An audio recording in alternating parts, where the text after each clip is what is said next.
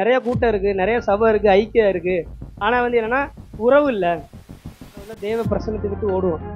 எனக்கு ஜெபம் வேணாம், எனக்கு வந்து வேத வாசிப்பு வேணாம், எனக்கு சபை வேணாம்னு சொல்லி விலகி ஓடுவோம். நம்மளுக்கு கேங்குக்குள்ளே தான் இருப்போம், ஆனால் நம்மளை மட்டும் தனியாக வச்சுருப்போம் மாதிரி இருக்கும். தனியாக தெரியும். ஏன்னா நம்மளை கண்டுக்க மாட்டாங்க. நம்ம பணத்தினாலேயோ இல்லைனா சொத்துனாலேயோ இல்லைனா நம்மளோட ட்ரெஸ்ஸிங் சென்ஸ்னாலேயோ எதனாலே ஒதுக்கி வச்சுருப்பாங்க. பிதா குமாரன் பரிசுத்தாவின் திரியேக ஆள் தத்துவமுள்ள அவர் செயல்பட்டு கொண்டு பிதாவை விட்டு பிரிக்கப்படுகிற சூழ்நிலை.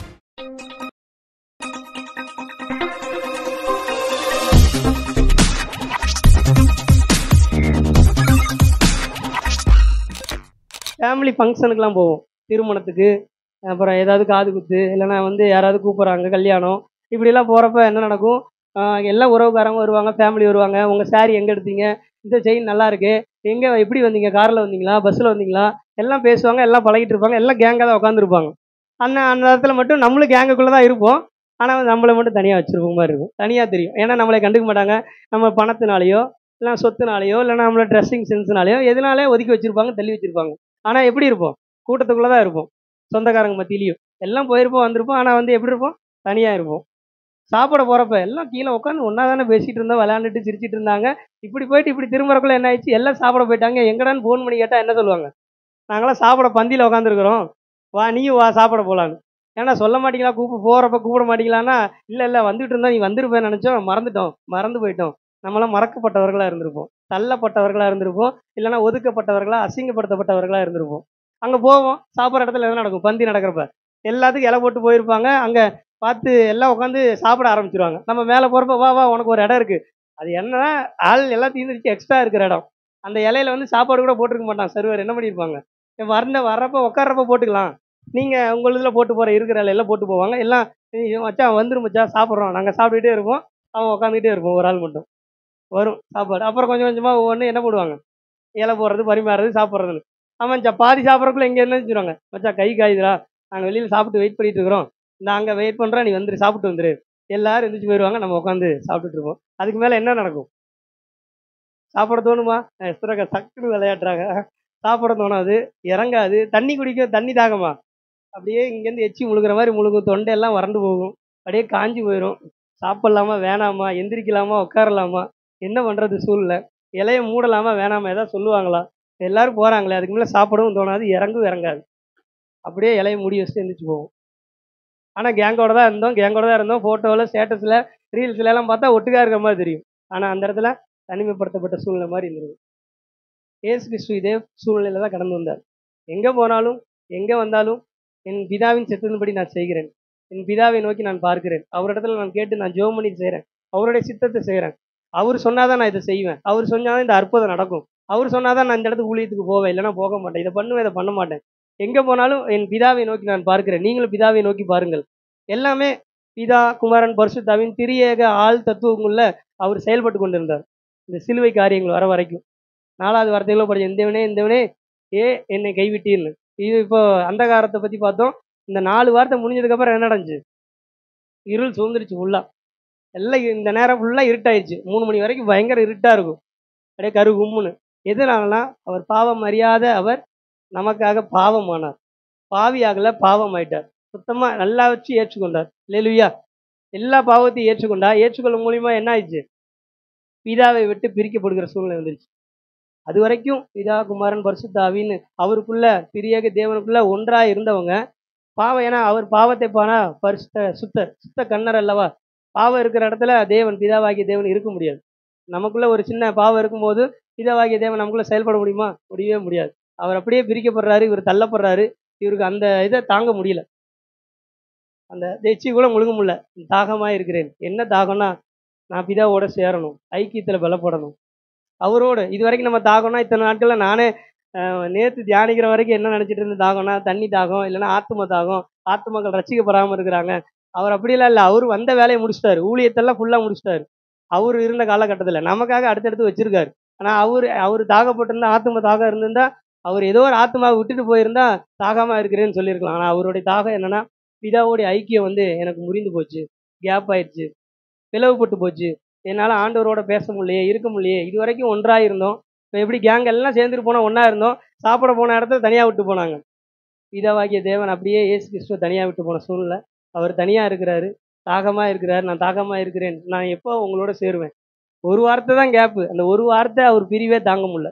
அல்லேலூயா. அவரில் எவ்வளவேனும் இருள் இல்லை. இது நாங்கள் அவரிடத்தில் கேட்டு உங்களுக்கு அறிவிக்கிற விசேஷமா இருக்கிறது. அவர் ஒளியா இருக்கிறார், பிதாவாகிய தேவன். கிறிஸ்துவுக்குள்ள இப்ப ஃபுல்லா ஒளியே இல்லாம பாவம் ஆயிடுச்சு, இருளாயிருச்சு. அவர் தனிமைப்படுத்தப்படுறார், தாகமா இருக்கிறார். ஆண்டவரோட நான் சேரணும், எப்ப நான் அவரை பார்க்கணும், எப்ப என்னோட ஐக்கியப்படணும், அவர் எப்ப எனக்கு இன்னும் தரிசனம் கொடுப்பார், நான் அவரோட எப்ப முகமுகமா பார்க்க போறேன் அப்படின்னு சொல்லி அந்த ஒரு தாகத்தோட அவர் ஏக்கத்தோட இருந்து கொண்டு இருக்கிறாரு.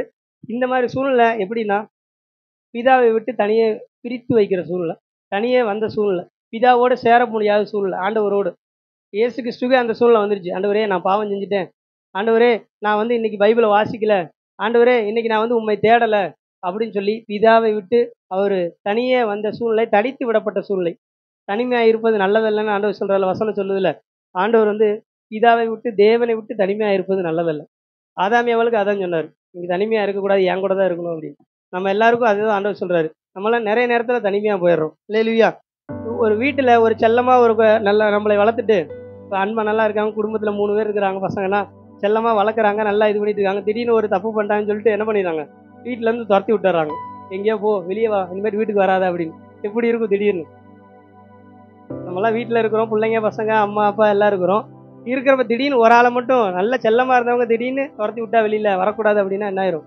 அதுதான் பிதாவுக்கு நடந்துச்சு, இயேசு கிறிஸ்துவுக்கு நடந்துச்சு. பிதாவினிடத்துல இருந்து துரத்தி விடப்பட்ட சூழ்நிலை, தனித்து விடப்பட்ட சூழ்நிலை. நம்ம நிறைய நேரத்துல தனிமையின் பாதையில் நடந்தோம். நமக்குலாம் அந்த சாப்பாடு சொன்ன சூழ்நிலை இருக்குல்ல, எச்சி முழுங்கலாமா வேணாமா, சாப்பிடலாமா வேணாமா, இதுக்கு மேல நடக்கலாமா வேணாமா, இந்த இடத்துல உட்காரலாமா வேணாமா, ஃபங்க்ஷன்ல போயிட்டு, அப்படியான தனிமையான சூழ்நிலை தான் இயேசு கிறிஸ்து அந்த பாதையில கடந்து வந்தார். அதனுடைய பிதாவினுடைய ஐக்கியத்தை விட்டு வெளியில வரும்போது என்னால் அதை தாங்கிக் கொள்ள முடியல அப்படின்னு சொல்லிட்டு, என்ன தாகம்னா உறவை புதுப்பிக்க வேண்டும், பிதாவுடனான உறவை மறுபடியும் எப்படியாவது நான் சேர்த்துக்கொள்ள வேண்டும், எப்படியாவது நான் ஆண்டவரோட மறுபடியும் சேர்ந்துடணும், பிதாவரோட நான் சேர்ந்துடணும். அந்த தாகத்தை, அதுதான் நான் தாகமாக இருக்கிறேன், எப்போ நான் அவர்கிட்ட பேசுவேன், எல்லாம் முடிந்ததுன்னு எப்போ அடுத்த வாரத்தில் சொல்ல போகிறேன், இதுவும் வேத வாத்தியம் நிறைவேறத்தக்கதாக இது இந்த வார்த்தை தாகமாக இருக்கிறேன்னு சொன்னார். அப்போ என்ன, இதுவும் அவர் செய்து முடிக்கணும்னு சொல்லிட்டு அவர் தான் அதை உறவுகளை புதுப்பிக்கிறதுக்காக செய்கிறார். மனுஷனும் சேர்க்கல, இஸ்ரவேல் ஜனங்களுக்காக வந்தார். பிதாவும் இணைத்து கொள்ளலை, அவர் தனிமைப்படுத்தப்பட்ட சூழ்நிலையில் இருந்தார். இன்னைக்கு நம்மள்ட்ட எல்லாம் ஃபெலோஷிப் இருக்குது, ஆனால் வந்து ரிலேஷன்ஷிப் இல்லவே இல்லை. ஆண்டவர் முடிவா இந்த வார்த்தையின் மூலியமா தியானிக்கும் போது ஆண்டவர் என்ன சொல்றாருன்னா, மனோஜ் உண்ட நல்லா ஃபெலோஷிப் இருக்குது, நிறைய கூட்டம் இருக்கு, நிறைய சபை இருக்கு, ஐக்கியம் இருக்கு, ஆனா வந்து என்னன்னா உறவு இல்லை, ரிலேஷன்ஷிப் இல்லை.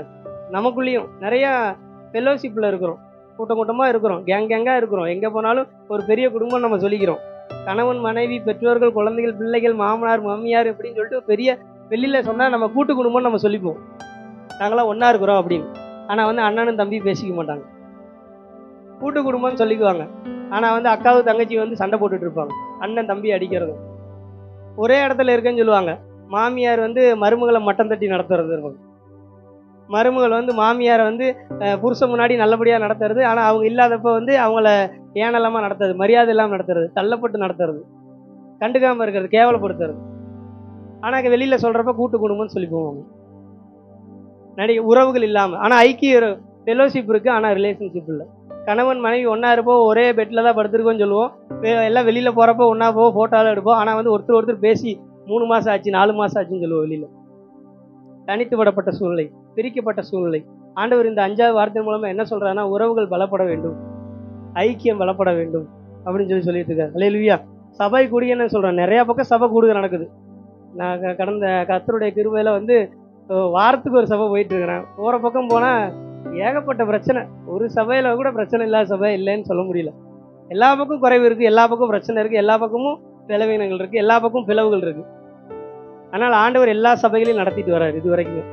சபை கூடுகை இருக்கு, ஆனா வந்து அந்த சபை கூடுகைக்குள்ள என்ன இல்லைன்னா ஐக்கியம் இல்லை. எல்லாம் ஒன்னா உட்காந்துருப்போம், வாயளவுல பிரைஸ்லாம் சோத்துறோம், நல்லா இருக்கீங்களா, போன வாரம் ஏன் வரல, அவ்வளவுதான் முடிஞ்சது. அதோட ஒரு அன்புல இருந்து உள்ள இருந்து வரல. எச்சியை முழுங்கலாமா வேணாமா, சொல்லலாமா வேணாமா, கையை கொடுக்கலாமா வேணாமா, வீட்டுக்கு கூப்பிடலாமா வேணாமா. சபை கூடுகை இருக்கிறது, ஆனா ஐக்கியம் இல்லை. வேதத்தை நிறைய எடுத்து படிக்கிறோம், கேட்டா 1 மணி நேரம் தானிச்சோம், 1 மணி நேரம் எழுதணும், பைபிள் படித்தோம், 2 அதிகாரம் இன்னைக்கு நான் படிச்சிருக்கிறேன், 5 அதிகாரம் நான் படிச்சிருக்கிறேன் அப்படின்னு சொல்லுவோம். என்ன படிச்சா கேட்டா ஒன்றும் சொல்ல தெரியாது. வேதத்தை படிக்கிறோம், ஆனா வேதத்தை தியானிக்கிறதே இல்லை. தேவனை விட்டு பிரிக்கப்படுறது. வேதத்தை படிக்கிறோம், ஆனா தியானிக்கிறது இல்லை. என்ன ஆண்டவர் பேசினார் உன்ட்ட, என்ன மாற்ற சொன்னாரு, என்ன திருத்திக்க சொன்னாரு, என்ன வந்து நம்மள்ட்ட வந்து கற்றுக் கொடுத்தாரு. இன்னைக்கு என்ன ஆசீர்வாதம் இன்னைக்கு நம்ம பெற்றுக்கொண்டோம். இன்னைக்கு நான் ஒரு அதிகார வாசிக்கனா கண்டிப்பாக எனக்கு இன்னைக்கு ப்ரொமோஷன் இருக்கு. நான் இந்த காலையில் வாசிச்சுட்டு இருந்தேன். இந்த தியானிச்சுட்டு இருக்கிறேன். தியானிச்சுட்டு இருக்கும்போது எனக்கு ஒரு இடத்துல இருந்து 2000 ரூபா பணம் வரணும். இன்னைக்கு வந்துச்சுன்னா நல்லா இருக்கும் அப்படின்னு நினச்சிட்டு இருந்தேன். இந்த இங்கே தான் ஃபோன் சார்ஜியாக இருக்குது. சர்ச்சுக்கு வந்த டைமும் 2000 ரூபா கிரெடிட் ஆன டைமும் ஒரே டைம். நான் பொய் காலம் சொல்லலாம், வழிபடத்துல சொல்லிட்டு இருக்கிறேன். நான் வசனம் தியானிக்கும் போது நினச்சேன், அந்த பணம் வந்தால் இன்னைக்கு சாயந்தரத்துக்கு எனக்கு தேவைகளுக்கு சந்திக்கப்படுமே அப்படின்னு. ஆனால் நான் கேட்கவும் இல்லை. பணம் கிரெடிட் ஆன டைம் நான் சர்ச்சில் வந்து ஃபேனுக்கு நேரம் இங்கே சேரில் உட்காடுறேன். அந்த டைமும் ஒரே டைம். அல்லேலூயா. வேதத்தை படிக்கிறோம், ஆனால் தியானிக்கிறது இல்லை. ஜெபிக்கிறோம், கேட்டால் 3 மணி நேரம் ஜெபிச்சோம், 2 மணி நேரம் ஜெபிச்சோம், சபையில் வந்து ஜெபிச்சோம், இந்தந்த ஜெபத்தில் கலந்து கொண்டோம். இங்கே வந்து போய் அங்கே உட்காந்து தான் சும்மா தான் உட்காந்துருப்போம். பாரமே இல்லாத, ஆத்தும தாகமே இல்லாமல், ஒரு உணர்வே இல்லாமல், ஆவியே இல்லாமல் ஜெபிக்கிறதா. ஆண்டவர் இன்னைக்கு இந்த 4 காரியங்களை கொடுத்து நம்மள்ட்ட எல்லாத்துலேயும் ஃபெலோஷிப் இருக்குது. குடும்பத்தில் கூட்டு குடும்பம்னு சொல்லிக்கிறோம், அண்ணன் தம்பின்னு சொல்லிக்கிறோம். ஆனால் பொறாம இவங்க இதை வாங்கிட்டாங்க நம்ம இதை வாங்கலையே அப்படின்னு. கணவன் மனைவின்னு சொல்லிக்கிறோம், ஒன்றா தான் இருக்கிறோம், போகிற வெளியில் வண்டியில் வரோம், போகிறோம் காரில். ஆனால் வந்து பேசிக்கிறதே இல்லை. ஒரு என்னது எல்லாத்தையும் பகிர்ந்து கொள்ளுகிறதே இல்லை. குழந்தைகள் பிள்ளைகள் மாமனார் மாமியார்னு ஒரே வீட்டில் இருக்கிறோம். ஆனால் மாமியார் வந்து மருமகளை கவனிக்கிறதில்ல, மருமகள் வந்து மாமியாரை வந்து சரியாக நடத்துறதில்ல, மரியாதை கொடுக்கறதில்ல. சபை கூடுக, இது பொதுவான காரியங்கள். ஒருவேளை இந்த யூடியூப்ல பார்த்துட்டு இருக்கலாம், ஆண்டவர் உங்கள்கிட்ட தான் பேசி கொண்டு இருக்கிறார். அல்லேலூயா. சபை கூடுகை சொல்லி சபையில் சேர்ந்து வந்துருக்கோம். ஒவ்வொரு கூடுகைக்கு வந்துட்டு இருக்கிறோம். ஆனால் வந்து ஒருத்தர் பேசிக்கிறதே இல்லை, ஐக்கியப்படுறதே இல்லை.